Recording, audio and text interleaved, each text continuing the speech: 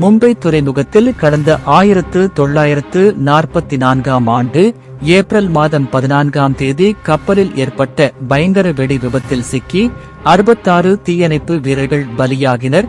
அதன் நினைவாகவும் பணியின் போது வீர மரணம் அடைந்த தீயணைப்பு வீரர்களுக்கு மௌன அஞ்சலி செலுத்தும் வகையிலும் ஆண்டுதோறும் ஏப்ரல் மாதம் 14ஆம் தேதியை தீத்தொண்டு நாளாக தமிழ்நாடு தீயணைப்பு மீட்பு பணிகள் துறை சார்பாக அனுசரிக்கப்பட்டு வருகிறது.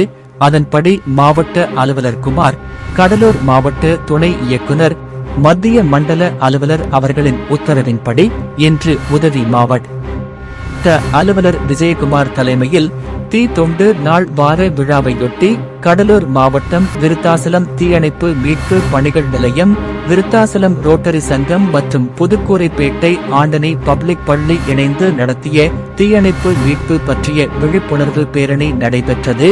விருத்தாசலம் தீயணைப்புத்துறை அலுவலகத்தில் இருந்து புறப்பட்ட இப்பேரணியில் தீ விபத்து பாதுகாப்பு குறித்த பதாகைகளை ஏந்தியபடி பள்ளி மாணவர்களும், விருத்தாசலம் காவல் நிலைய ஆய்வாளர் கவிதா, விருத்தாசலம் தீயணைப்புத்துறை நிலைய அலுவலர் போ.